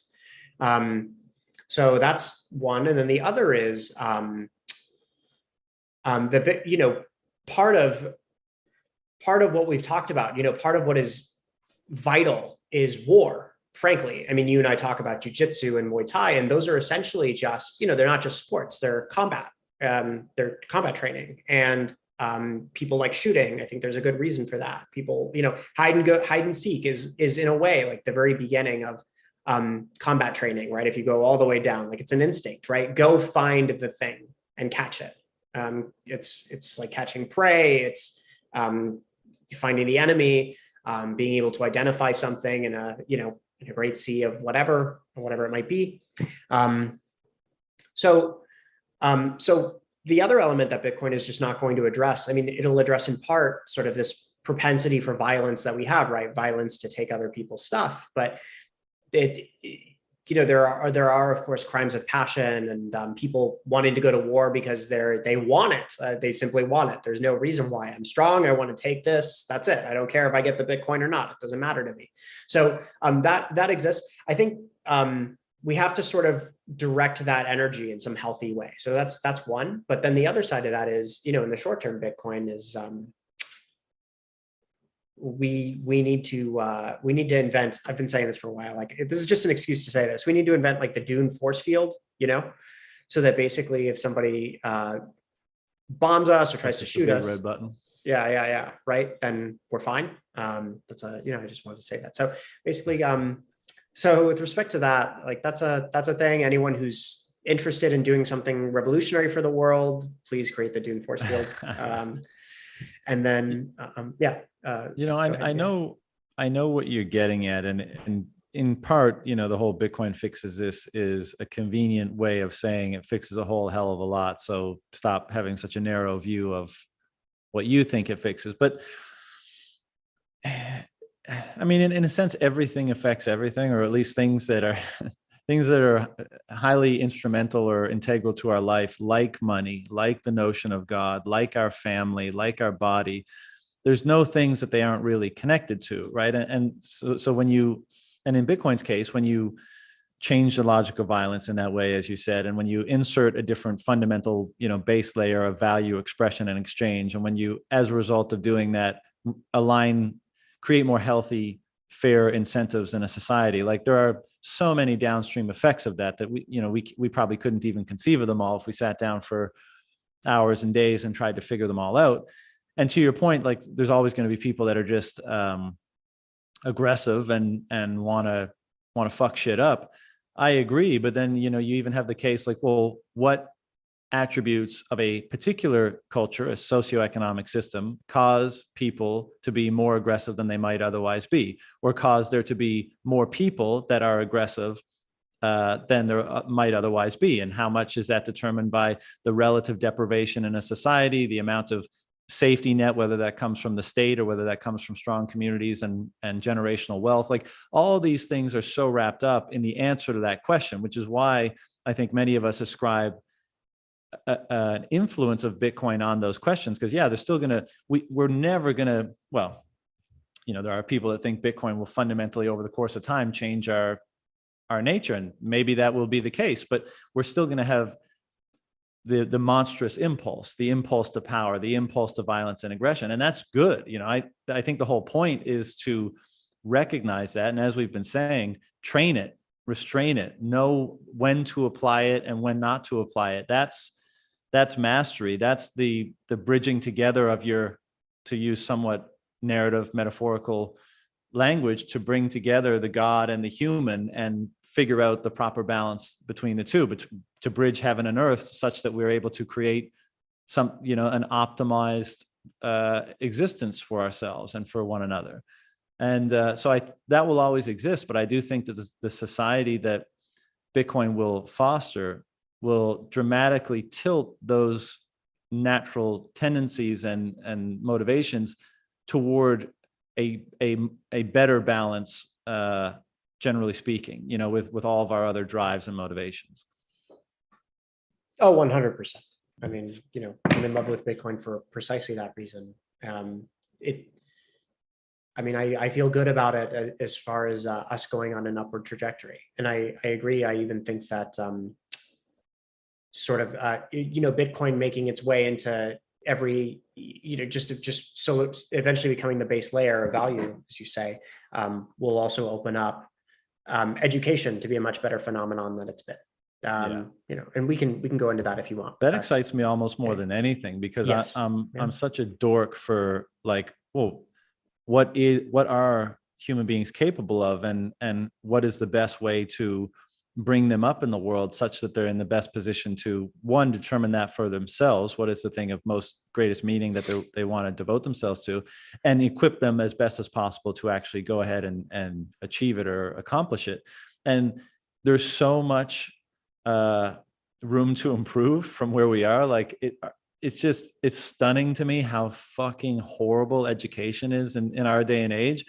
And there's so many, and people are starting to innovate on this. Like you were involved in a startup, and there's some good work starting to happen. But as people have more money, as the state is less involved in education, as people recognize, as the technological tools emerge to make education more customized and more relevant and all that kind of stuff, I just think there's going to be an explosion. And like our counterparts 50 years from now or 100 years from now will be like unrecognizable. Like they'll be watching this and we'll just seem like we're like cavemen, like like beating our chest, just so stupid in comparison. I mean, I wouldn't be so hard on us. I think I think even if, let's suppose that they make their way up to the top of a mountain that we've never reached, right? And I also believe, I believe that the human potential is unknown. I don't think we've ever come close to reaching it. I think we can go much farther. That being said, I think they would still look back on the ancients with a kind of, smile and passion. And I think we would be probably the, part of the ancients, like the whole idea of being a modern, like, oh, those are the ancients. Like they went like this, and then they went way, way up, Well, sure. Presumably they're like, their humility and their character would be amplified as well. So I'm sure they would find the good in us and they'd sympathize with our situation. But I think sure, intellectually and in all other, ways of applying capability, they'll probably be orders of magnitude ahead of us. Yes. I mean, look, here's what I think. Here's what I think education should really be a facilitator for, right? We keep thinking that it's about knowledge. I think in a way, it's less so about that. The real thing that I want in any education for my kids or for myself or for anything is humor, is joy, is laughter. That is the thing that's missing, right? We have just a bunch of stodgy, what do I want to say? Like, I wanted to say like professors, whatever, but just, people who are they fossilize everything that they touch, right? Every piece of knowledge dies in their hands, right? Everything is deprived of its context, of its life, of its richness, of its nuance. And then everything is totally just cut to pieces and not even vivisected, just dies. And it's just gross.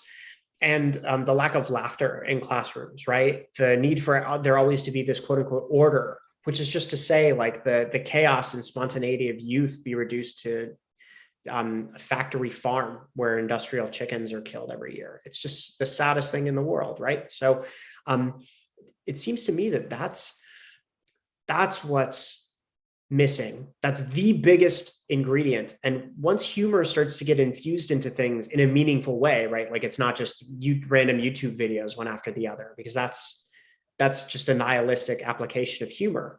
But when facts are able to come back to life and everything becomes a discovery again, which is what I thought was so great about the Socratic aspect.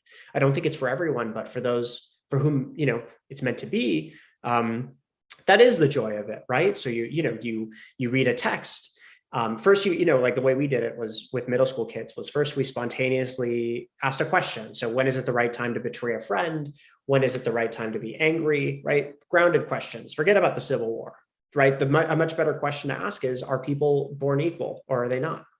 And if they're born unequal, in what ways are they unequal? Can that inequality be divided by sex, race, right? Ask these questions meaningfully, seriously, and then just let the kids riff, like whatever they say, whatever controversy, it doesn't matter. Just let the group work it out. Like, I think this, I think that, this is wrong, this is right. And then you bring in a book, you bring in a text, and it's challenging, and you make them read it in class, out loud, with the group, sentence by sentence, break it down. What is this saying? What do you guys think of that? How does that relate to what we just talked about?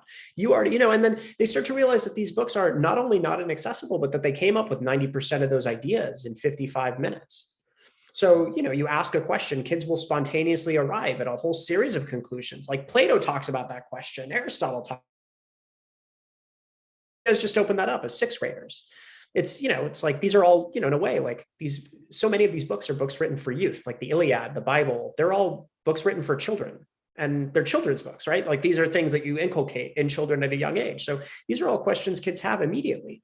So you put them all together, you make them have this discussion about the text, and then you really grapple with, you just grapple with them. And then you don't have to have a pre-made curriculum that gets iterated on once a year. If I went up to any techie and I was like, okay, write code, I'm going to come back to you in a year, and then you can iterate on it again. You'd never survive. Like, you need to ship things out every 2 weeks. There's a reason for that. We need to iterate all the time. Like, you don't go plant seeds in a farm and then come back the next year to pick the shit up. Like, that's ridiculous. So why is our curriculum only being iterated on once a year? So when it comes to education, you have to iterate on it almost daily. Like, the kids spontaneously go, you know what? This text makes me think of a horror story. I really want to read something in horror. This is a really scary question. This thing, I want to get the thrill of that. Or, this question makes the teacher think of, like, when is the right time to be angry? Makes them think of something in Shakespeare when initially he did something in Borges, but the two are really interconnected. Well, then why would I keep going down the road of Borges? Let's switch tack. Let's go pull up this other text and talk about it tomorrow. So when you start to do that, kids realize that they're actually engaged in their own educational process. Then they start to engage even further. And you can do that online, right? You don't have to do that in person. I think it's much better in person, but it is possible to do it online. So that's sort of the core. I mean, there's more to the program, but that's the core idea that we saw work. It worked. They were highly engaged. They were laughing all the time. They were all working out, conflict resolution on their own. That's truly what's missing. It's knowledge has to come alive, and then it has to come alive with people you care about. And then more than that, you have to be able to laugh at things. And you see that spontaneously in every jiu-jitsu place I've ever walked into. There's a lot of laughter. Like, people are just, cracking up, they're cracking jokes. They're, everybody, for the most part, people are kind to each other and so on. So those are spaces where, that's how we come alive. Yeah, I think that's very well said. You mentioned, I'm not sure if it was in your writing or your discussion with Aleks, and I'm going to bring it up because I think you brought it up and I think you're public with it. So I don't feel sheepish about it. But if there's anything you don't want to discuss, obviously we don't have to. But, we've been talking this whole time about your upbringing and generally how people are brought up and educated and what's inculcated into them in terms of character and virtue and morality and all of these things, and how their life experiences, cause certain things to be diminished or amplified or brought out of them or cause them to be withdrawn. And I think your life experiences had led you in 2016 to be in a very challenging psychological situation, let's say. And I'm just curious what precipitated that, but more importantly, what allowed you to pull yourself out of that challenging circumstance and, turn into what seems to be highly impressive individual, that you are today. When I did go through some hard stuff, it was like, I would say 2013, 2014 to 2015, 16, maybe. I want to sort of lay out a little bit more context about my life, just to preface it, right? Sure. So, first, imagine being 5 or 6 or 7, and then, you're a kid just walking around with your mom, and then everywhere you go, you interpret for her, you know what I mean? Or you go with your dad, he often, biological father often spoke for himself, but there were times when I would need to jump in. And the response you get when you sign is like being a hot girl in Miami. Do you know what I mean? It's like, oh, everybody takes note of you. You're a prodigy. You're the cutest thing in the world. Oh my God, you're going to get all the girls. It's just like, it's outrageous. Right. The amount of attention that I got as a 5, 6, 7-year-old was otherworldly. And then you're also like you're the only child. You're the center of your mom's existence. You will never, ever, ever, ever, ever, no matter how many spotlights are on you, be able to replicate that kind of attention again. Never. There's no way. If I became Elon Musk tomorrow, it would still never match like whatever that was at 5. And then, the other side of that is that I like to think of every sense as basically a form of touch, right? So your eyes are touching whatever space that they have access to. And then your ears are basically your eyes where your eyes aren't looking. So if you don't have them, then everything is going to be a surprise to you all the time, right? Everything that's outside your field of vision, total surprise. Somebody touches you, total surprise. You never heard them walking up to you. You have to wrap your head around just how existentially shocking that is. Every minute of every day, you never know that something is behind you. A whole world could be going on, and if you don't feel the vibration of the sound, it's happened and you didn't know it existed. So, so if you're the child of that phenomenon, you have to be letting them know.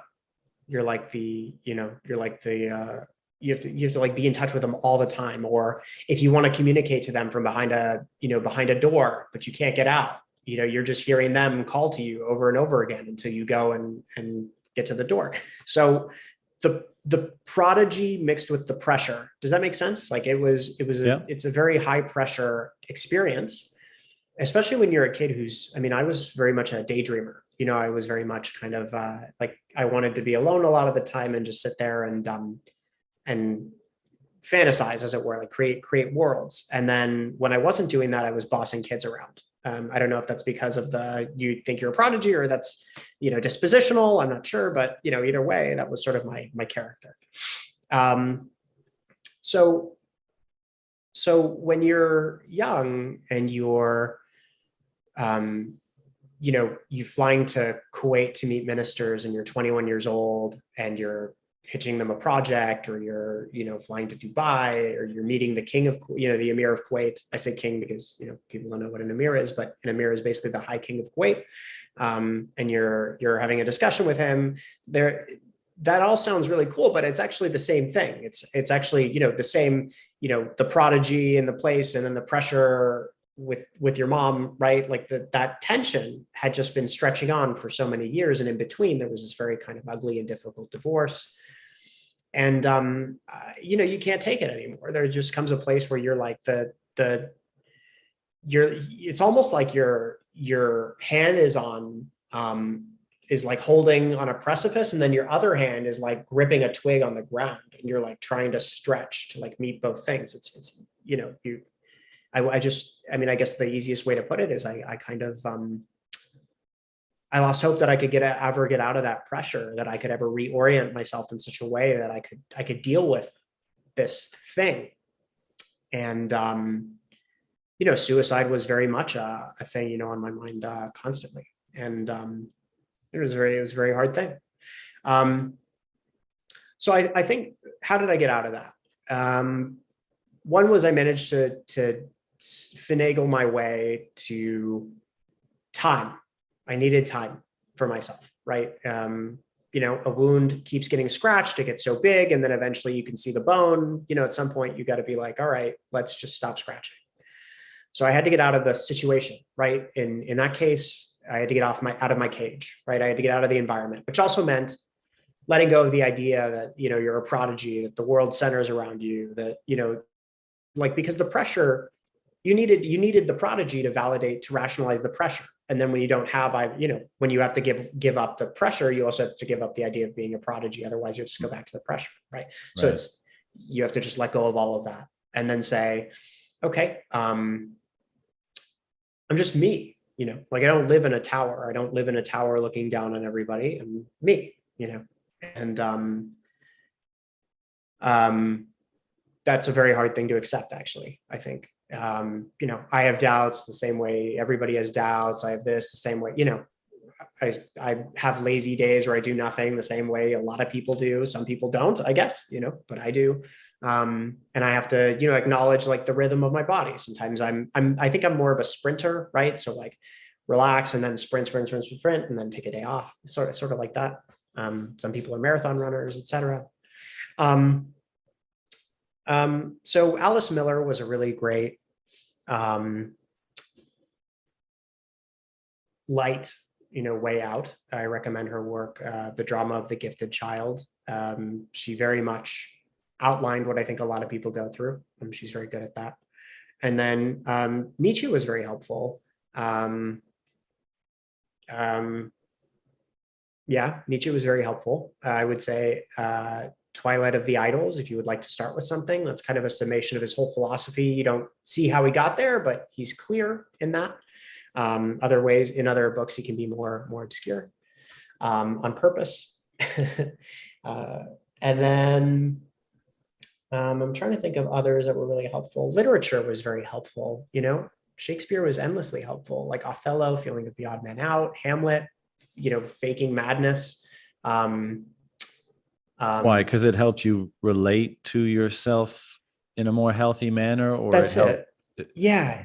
Yeah. You got to get out of your own head. Like, every good piece of literature, I think, in a way is self-help, right? You just get to sit in, I mean, the irony of a sign language interpreter wanting to get out of his own head, but you know what I mean, right? Like, your goal is to try to sit in this other person's world, this other person's life. And then you start to see, if something is very well said, you can internalize it. And then you have a frame of reference in your own mess of thoughts to sit back on. You're like, right, no, this is, these verses, they really speak to me. And I think that's part of what music does so well, right? If you have a good piece of music, you can sort of sit on it as in a chair in your own mind in this sort of torrent, this crazy wind.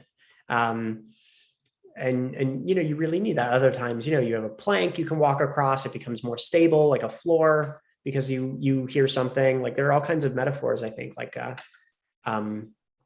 that literature and music help orient you toward.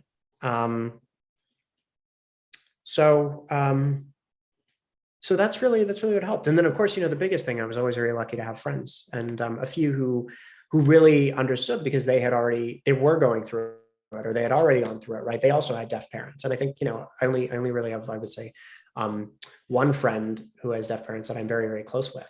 But others were able to understand by analogy or understand by context. And that's, you really need that. You really need to know that somebody else can genuinely relate. And you don't, like, the great thing about relating, paradoxically, is that you get to talk about it less, right? The subtext is there, so you can just talk about other stuff, and then you're free. You're free to go be yourself, instead of getting stuck and mired in. So eventually I pulled out the stuff I was ashamed of, the stuff I was afraid to talk about, it was difficult to talk about. And then eventually there are some things I'm okay with, never needing to say again. And I think that's also a great thing. You don't have to overshare, as it were. I think that's a temptation for some. But yeah, just finally sitting inside my own life and saying, this is okay. I'm okay, and then you can now just live. Like, you can grieve over what's missing, be grateful for what you have and had, and then go live out the rest of your life, whatever that looks like. Yeah. I know, subsequent to that, you spent some time, I think, in the Amazon and ayahuasca stuff. And anyone who listens to this show will know that I'm very interested in that area of things. Was that an aspect of trying to reconcile some of those things, or was that purely out of curiosity and that kind of stuff? Or how did that impact your perspective, I guess, is the right way to frame that question. Yeah. So definitely needed. There was a point I was writing a book about what it's like to have deaf parents. That book is, I want to say it's finished, but I'm going to go back and go through, yet another round. Seems tedious. Like it's okay. I mean, it just is what it is, Good attitude. Good attitude. Yeah. It just is what it is. I'll be glad, I'll be glad that I did it when it's done, but not when I'm doing it. Does that make sense? Totally. Yeah. So yeah, I went through some snags at that point, and that was, for sure 2018, 2017. I was like, I can't do this. There's something wrong. Like, I just can't write this anymore. There were just some things I had to work out. So yeah, I did, what anybody would do. I flew to the Amazon and I tried ayahuasca with a cool group, and it was great. I mean, it was very meaningful. Not a party drug, right? A very serious thing. It's not even a drug, I would say. I think it qualifies as a medicine. And I think I said this also to Svetski, that these aren't things that solve your problems. Like, you still have to do the work. It's just that when you're in there for 7 hours, sometimes it can feel like you're gone for 10 years. And that's, sometimes it can facilitate and help, it'll give you sort of a leg up. And other times it will really try to tear you apart and expect you to be strong enough not to be torn apart. So, you never know what you're going into. It was the first time I'd ever felt like I was home. So that's how I like to phrase it. Very, very meaningful to me. And I think the very last time I did ayahuasca, I was expecting.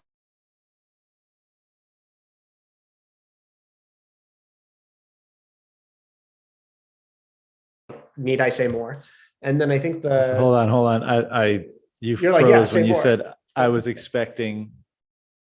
The last time I did, I was expecting, and then you totally froze for like 20 seconds. Oh, yeah. Oh, okay. I see. So basically I was expecting it to be hell because the night before I had gone through hell. It was just terrible. It was a total disaster.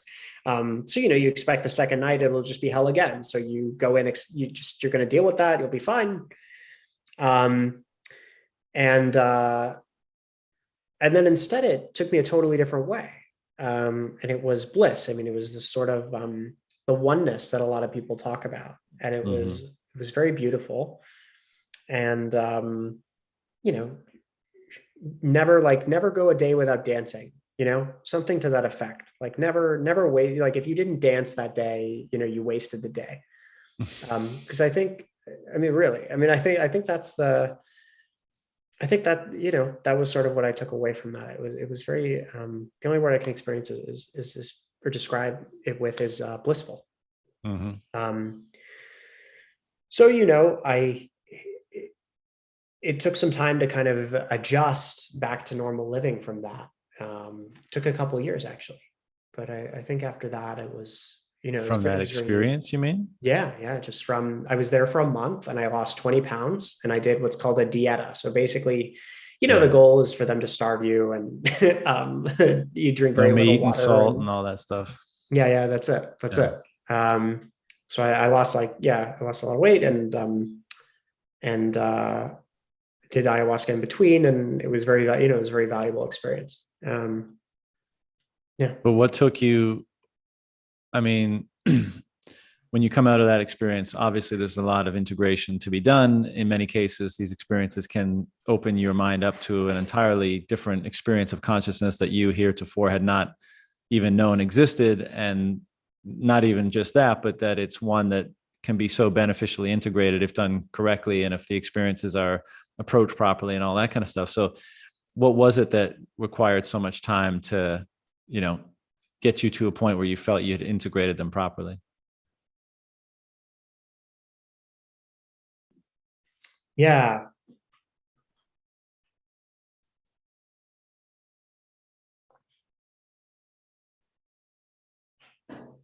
I think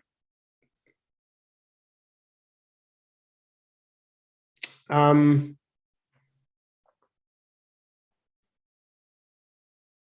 don't know.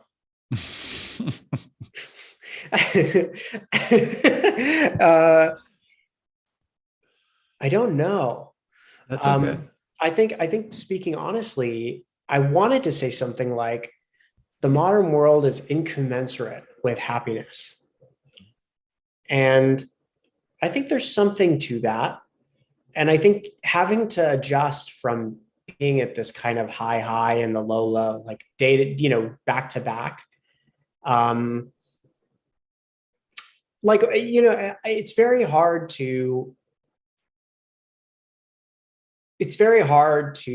just be however you are in the city. So I can't imagine someone just suddenly crying because they felt like crying in a subway and then laughing because they suddenly felt like laughing. Does that make sense? Like the world is you see lots of crazy shit on Subway, but I get your point that it's not the type of environment that welcomes or permits that in normal people or something. Yeah, I really shouldn't have picked the Subway. I should have just picked whatever, like a convention, but it's just something like we're very much a paved road society, right? That is to say, there are these paths you take. This is how you do things, and when you don't do them, it's very and there's a reason for that. It's not like there's no purpose or the man keeping us down or something like that. But it is very hard to just be spontaneous in that world. There's so much that has to go on internally and not externally.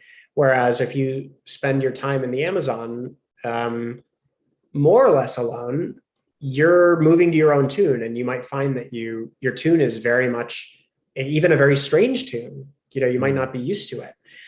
And so going back into normal life where people expect normal things from you, or even for you to say normal sentences, you may not be tempted to say a normal sentence.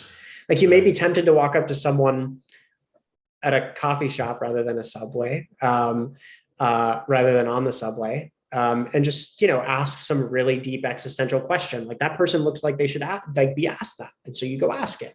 And sometimes that works out well, and other times people are very freaked out. Like, what are you doing? And if you're just out of ayahuasca, you don't really care what the reaction is. Like you don't give a damn. You're just going to ask the question. They're going to freak out, and then you're going to move on with your life and order a latte or something, and then spit out the latte because it's way too sweet. But or whatever it is. But so I think it takes time for you to sort of redevelop a rhythm that's at least mildly somewhat commensurate with the rest of society. Yeah. Makes sense.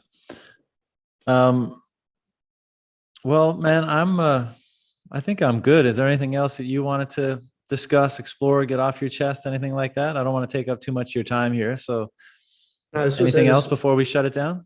Such a great chat, and it's great to meet you. This is our first time officially meeting, so I'm really glad we got to just hash a whole bunch of stuff out. Yeah, me too, man. And I look forward to doing another one of these, or meeting you at a conference or something sometime, and you can check your Nietzsche notes, and we can break back into some of those questions that we put a pin in here today. Let's do it. All right, brother. Well, look, thanks again for the time. Great to connect with you, and take care. We'll talk again soon. See you. Thanks, man. All right. See you, brother.